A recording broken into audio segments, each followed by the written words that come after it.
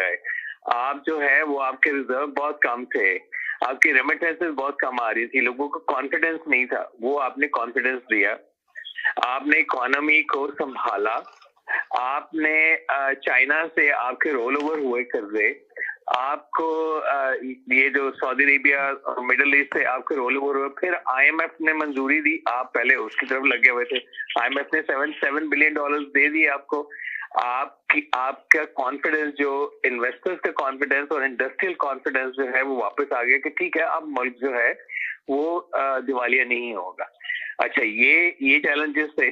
फिर उनको चैलेंज था ये जुडिशरी का, यानी कि आप ये एग्री कर रहे हैं कि शहबाज शरीफ की कारकर्दगी बहुत अच्छी थी, आपके कहने का मैं उसी को डिफेंड करके आपको उसके दलाल दे रहा हूँ ना। अच्छा, फिर उनको ये अदलिया का चैलेंज था कि हमारी गवर्नमेंट को आके कहीं गिरा ना दिए जाए। और आपको पता है अदलिया में जुडिशरी में तो एक वाज़ेह तकसीम हो गई थी, और वो ये कह रहे थे, वो चैलेंज कर रहे थे कि ऐसी की तैसी इस गवर्नमेंट की, हम तो आगे इसको फौरी तौर पर चेंज कर देंगे। या ये एक सेंटिमेंट डेवलप हो गया था। अब उन्होंने उससे भी एड्रेस करना था, वो फिर मीटिंगें जारी रही आपकी फजल रहमान से, आपकी पीटीआई वालों से भी, इवन आपकी पीपल्स पार्टी से भी, और आपने एक सक्सेसफुली एक अमेंडमेंट कर ली। जैदी भाई ने एक बात की थी कि अमेंडमेंट का किसी को फायदा नहीं होता।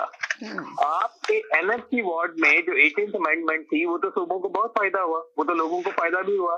वो सूबों को ऑटोनमस जो है वो इख्तियारात मिल गए, ऑटोनॉमी मिल गई, वो अपने फंड्स अपने लिहाज से खर्च करते हैं और अपने लिहाज से लोगों को इंसेंटिव देते हैं आपके सूबे में इन्वेस्ट करने के लिए। तो मैं उस बात से भी एग्री नहीं करूंगा कि उन्होंने कहा कि अमेंडमेंट का कोई आम आदमी को कहें, आम आदमी को उसके दूररस फायदे होते हैं, वो ये हो नहीं सकता कि वो फायदा ना हो। अब इसमें भी ये जो 26th अमेंडमेंट है, इसमें भी लोगों का ये फायदा हुआ कि आपकी तरफ से आप लोगों को एक स्टेबिलिटी मिल गई कि मुल्क जो है उस स्टेबिलिटी के रास्ते पे है। अब इसको कोई नुकसान नहीं पहुंचा सकता, या कोई इस तरह की कोई मूव नहीं कर सकता, या जुडिशरी की तरफ से या किसी और इंस्टीट्यूशन की तरफ से। तो आपका मुल्क जो है वो एक स्टेबल रास्ते पे चल पड़ा, और आप उसमें आके फिर आईएमएफ भी आपको कर्जा दे देता है।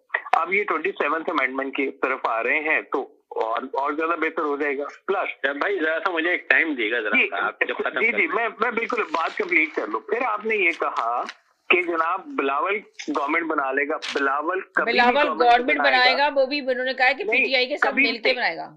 कभी भी नहीं, वो पीटीआई के साथ, पीटीआई का इस वक्त मैं आपको बताऊं, पीटीआई का ग्राफ जो है ना बहुत नीचे है। लोगों में एक आम सेंटिमेंट है, मेरे जैसे, मैं तो किसी और पार्टी का बंदा हूं, जो न्यूट्रल बंदा भी जो है ना, वो ये सोचता है कि यार इनके पास बंदा ही कोई नहीं। हर तरफ से लॉयर की स्टेटमेंट्स आती है। आज रऊफ मलिक की स्टेटमेंट आ गई, आपने कहा, उन्होंने कहा नवंबर के मिडल में हम एहतजाज की कॉल देंगे।